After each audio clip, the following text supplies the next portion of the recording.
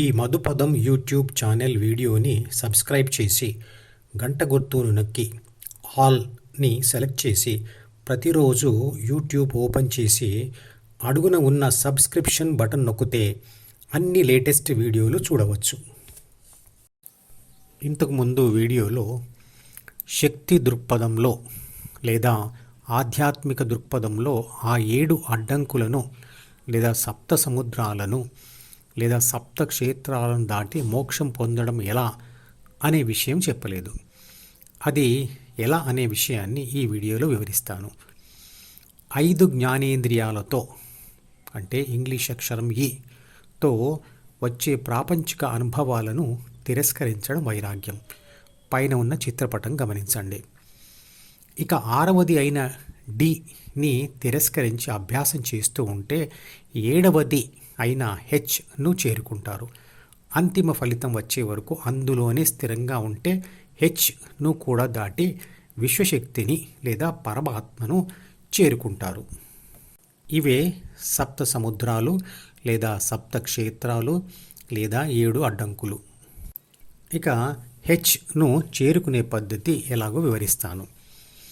ప్రతిరోజు అక్కడికి అంటే హెచ్ వరకు శ్వాస అనే బస్సు 22,000 సార్లు వెళ్ళి వెనక్కి వస్తుంది. దేవుడిని కలవాలంటే అతను ఉండే ఆ చోటుకి వెళ్ళాలి మరియు అక్కడ స్థిరంగా ఉండాలి.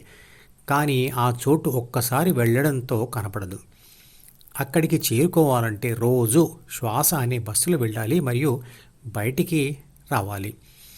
అంటే చిత్రపటంలో చూపించిన ఏబీసీ తన ధ్యాసను శ్వాస మీద నిలుపుతూ సాధన చేస్తూ ఉంటే చివరిగా హృదయం కనబడి ధ్యాస ఆ హృదయంలో నిలబడిపోతుంది. అప్పుడు హృదయ ద్వారం తెలుసుకుంటుంది మరియు విశ్వశక్తి అంటే పరమాత్మ దర్శనం అవుతుంది. మరి కలిసిమెలిసి సంతోషంగా ఉండాలంటే ఎదుటివారి అందమైన శరీరం ముఖ్యమా లేదా అందమైన మనసు ముఖ్యమా? ఇక్కడ మనసు అంటే ద్వితీయ మనసు, అంటే చిత్రపటంలో చూపించిన C+D+G అనుకోవాలి. అందమైన ద్వితీయ మనసులో సి అంటే అహం, అంటే నేను, నాది, నాకు, నన్ను అని స్వార్థభావన, మరియు డి అంటే ప్రాపంచిక సమాచారం మరియు కోరికలు అతి తక్కువగా ఉండాలి. జి అంటే ధ్యాన కోరిక ఎక్కువగా ఉండాలి.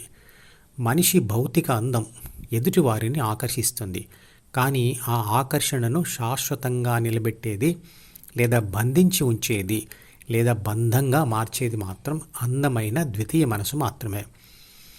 అది ఎలా ఉంటుంది?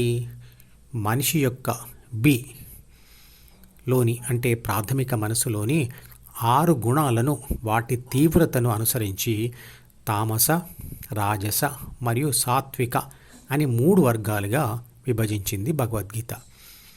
అందులో సాత్విక గుణం అనేది మంచి ద్వితీయ మనసుకు దారితీస్తుంది.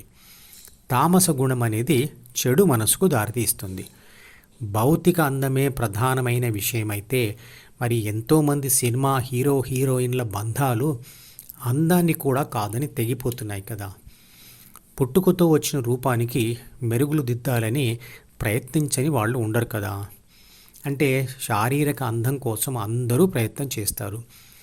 ఎవరైనా సహజంగానే అందంగా ఉన్నట్లయితే వారు అందంగా పుట్టడానికి వాళ్ళు ఏ ప్రయత్నాలు చేశారు? అలాగే అందంగా లేని వాళ్ళు కూడా అలా పుట్టడానికి ఏమీ చేయలేదు కదా.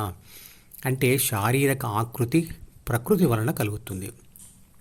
ఇందులో ఎవరి ప్రయత్నం ఏమీ లేదు. కాబట్టి సహజ అందం విషయంలో ఎవరి గొప్పతనం కానీ చిన్నతనం కానీ ఏమీ లేదు. గాలికి చెట్టు యొక్క 3 విత్తనాలు, ఒకటి ఇసుకలో, ఇంకొకటి మురుగు గుంటలో, మరొకటి మంచి నేలలో పడినప్పుడు మంచి నేలలో పడినది మాత్రమే చక్కగా పెరుగుతుంది. అలా చక్కగా పెరగడానికి ఆ గింజ ఏ ప్రయత్నం చేసింది? అదంతా ప్రకృతి వలననే కదా. అందుకే అందం విషయంలో అహంకారం మరియు ఆత్మన్యూనతాభావం అక్కర్లేదు. అందరూ భౌతికంగా అందంగా కనబడడానికి ప్రయత్నం చేస్తున్నారు సరే, కానీ అందమైన మనసు ఉండాలి అని ప్రయత్నం చేస్తున్నారా? అసలు మనసు అందంగా కనబడేందుకు ప్రయత్నాలు కూడా చేయవచ్చు అన్న విషయం ఎందరికీ తెలుసు?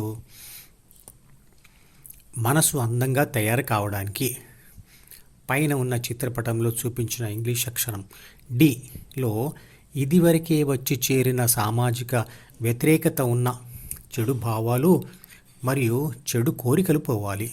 అందులోకి కొత్తవి రాకూడదు. కొత్తవి రాకూడదు అంటే వాటిని తిరస్కరించాలి. అదే వైరాగ్యం, అదే తపస్సు. ఇక ఇదివరకే డిలో చేరిన వాటిని తొలగించడానికి చేసే ప్రయత్నం పేరే ధ్యాన అభ్యాసం. ధ్యానంతో మొదట మనసు 4 దశలలో అంటే శూద్ర, వైశ్య, క్షత్రియ మరియు బ్రాహ్మణ దశలలో అందమైనదిగా మారుతూ పోతుంది. అలాగే సాధన కొనసాగితే చాలా కాలం తర్వాత డి నుండి విడిపోయిన ఏబిసి చివరకు బి మరియు సిలను కూడా విడిచిపెట్టి ఏ అంటే పరిశుద్ధమైన ఆత్మగా మిగిలిపోయి దేవుడిగా మారుతుంది. దైవత్వాన్ని ఇష్టపడని వారు ఎవరు?